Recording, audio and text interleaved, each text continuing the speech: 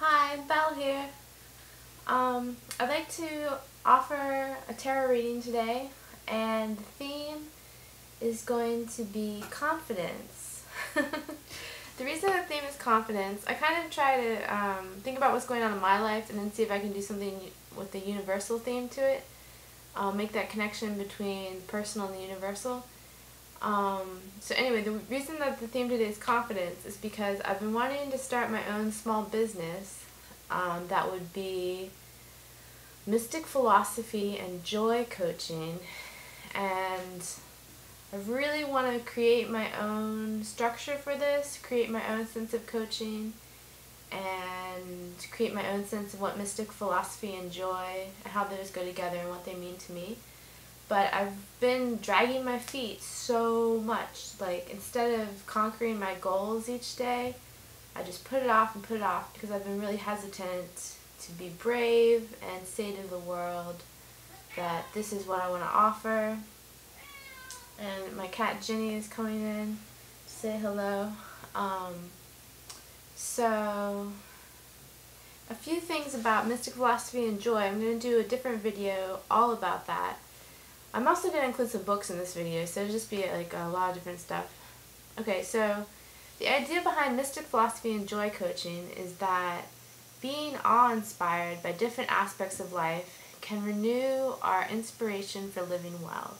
For instance, if I pick up one of those books back there I have these cool books. Like, one of them is about the spiritual universe by Fred Allen Wolfe, and it's kind of stuff that's a little bit counterculture, a little bit outside of mainstream culture. But I feel like if we can get outside of mainstream culture thinking a little bit, we can actually be more excited about life and renew our sense of joy for life. So mystic philosophy, to me, is like reading something inspiring that's really far out, maybe a spiritual idea or a scientific idea that's really far out, and then kind of sitting with it, meditating, contemplating, journaling maybe. And so I'd like to offer support for people who are on this type of spiritual path, which is pretty eclectic actually. So I'd like to offer this coaching for people on their spiritual path who like mystic philosophy, who like incorporating different aspects of awe-inspiring joy in their lives. And I know it's not for everyone, but I think there is a niche out there of people who will kind of somewhat be on the same wavelength as me. Not that you have to be on my exact wavelength, but just like we'll hear about the idea of mystic philosophy and be like, oh, I think that's something I'm interested in. Because it's not for everyone, but it's for some people, you know? Jenny the cat agrees, it's for some people. By the way, I think that idea of a crazy cat lady, I think it's totally sexist and basically misogynist actually, because it's basically against like strong, powerful women who choose to live alone with their cats. Cats are awesome, strong, powerful women are awesome, so that idea of the crazy cat lady is going to have to go somewhere else. Because it's not very empowering, is it? Okay, this is just going to be all kinds of insights today. So I read out a list of my goals. The first one is mystic philosophy and joy coaching. The second one is recording my songs. I have all these songs that I've been writing. I need to record them and release them, like basically self-publish them on Amazon. And then I want to continue school, study mythology and imagination. I want to create tarot and oracle cards. I want to write witchy books and either self-publish them or get them published. I want to work part-time in some way, to be some kind of assistant. I like to continue these tarot videos and also include some book reviews. And I'm going to be writing out more structure for the mystic philosophy and joy coaching. Jenny Cat is just enjoying all the attention over here. Okay, so including in this video, I'm going to talk about some books. Eventually I'm going to get to the Shadowscapes Tarot and do a reading there. These are the beautiful cards that I've been using a lot recently. This is what have like this mandala on the back. It's really pretty. And every time time I do a tarot or oracle card reading, I always like to say that you should definitely think for yourself, because some people tune into angels or different aspects of spirituality when they read cards, but I don't. I'm just interpreting them from my own mind. So you need to use your own mind and interpret things the way you want to and make your own really strong, empowered choices, because you shouldn't listen to anyone else. You should make your own choices. In a really empowering way. Not like, well, I mean, I don't know. I was going to use the example of like not just like eating chips on the couch and watching TV, but if that is what you need for 15 minutes once every so often, then maybe that is the right choice for you. So you can't really say what is the right choice for anyone, but I would hope that you have a strong sense of well-being and empowerment when you make your choices, because that's a really good way to live. I'm shuffling the cards a little bit, but actually I'm going to set them aside and talk about a couple of books that I've been reading recently. One of them, I'll start with the most rare book that I've been reading recently, which is this book I got from a used bookstore called A Wiccan Bardo. Like, as soon as you see the title, you're just amazing. You just have this sense of amazement. You're like, wow, like, you're combining all of my favorite ideas. A Wiccan Bardo, and then it says Initiation and Self-Transformation, and the author is Paul V. Barrel, it looks like. Barrel or Barrel. And so far I've been reading bits and pieces of it. It's really interesting. It seems like what he did was took some ideas about astral travel, or astral worlds, such as from Tibetan Buddhism. That's where he got the word bardo. And I think a bardo is a realm after death where you may confront different ideas that you had in your life. I think that's what he said in here. Anyway, bardo is a realm as you're out of your body. But I just love the creativity, and it's not like he's just making stuff up, but he's using his own life experience and his own wisdom, and it's really good. I'm looking forward to continuing reading it. As soon as I saw the title of this book, I knew it was something I'd be interested in. A Wiccan Bardo. Just like, this is what excites me about life. It's all these like bizarre ideas that a lot of people have no time for.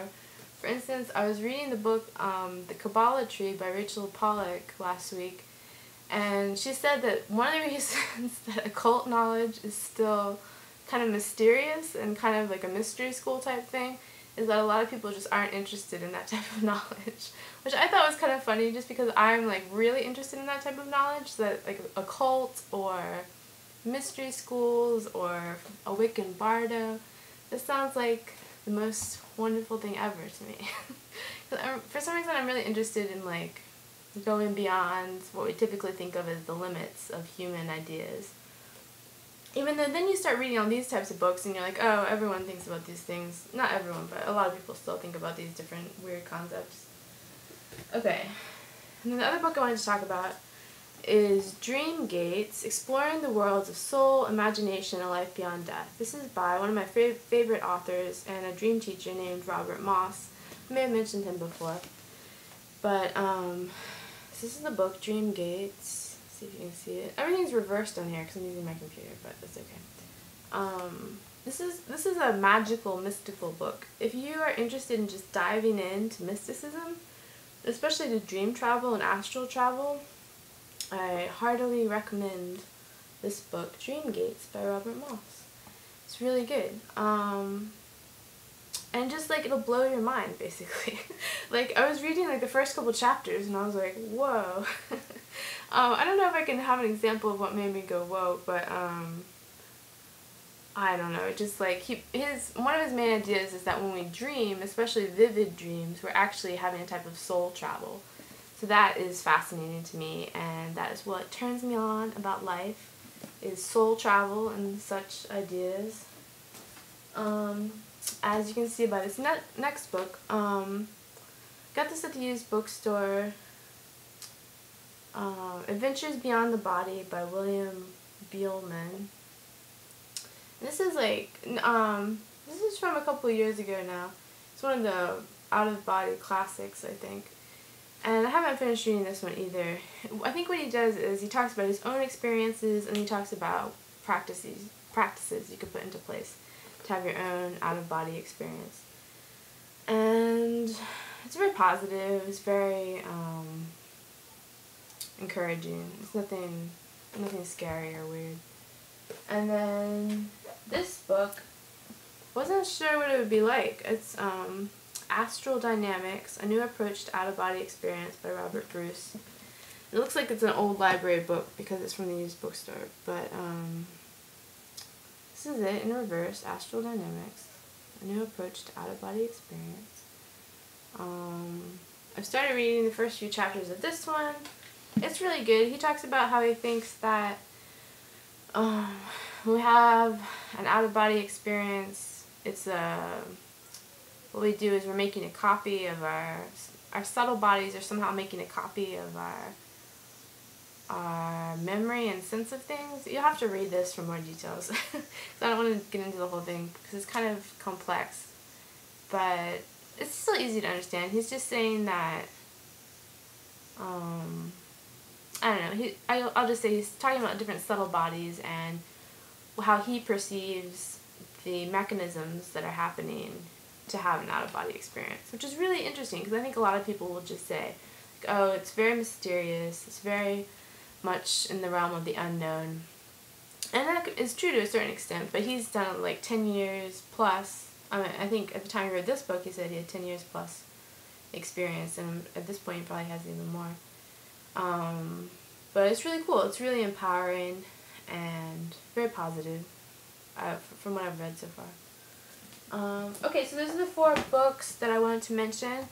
And now I'm going to do a quick, it's already at 12 minutes, so I'm going to do a quick card reading. Maybe I'll just do 3 cards this time about empowerment. Actually, I said confidence, right? Let's say confidence first, and then hopefully some empowering themes. Okay, 1, 2, 3 cards. Oh, good. Queen of Cups. Okay, when I read about this in the book, see how she's with there's this Queen of Cups, and she's with the sea turtles in the ocean. So it's about all these different layers of consciousness. That's what the book said when I drew this card before. And I really like that idea. To me, this relates to like dream worlds and how there's so many different layers of consciousness in real life. And a lot of times we don't think about them. We get stuck in our ordinary sense of reality, which is fine. That's very practical. But I like this idea that she's in the ocean. She's kind of underwater and above water at the same time. So I love that idea of layers of consciousness. And there's all kinds of ways you could use that inspiration for thinking about related topics. Second card is the Queen of Pentacles. Wow, 2 Queen cards so far. And she is in a different setting. She is rooted and grounded in this tree. And then she has this bright sun shining above her head. It could be the crown chakra, or it could be some type of wisdom or illumination she has.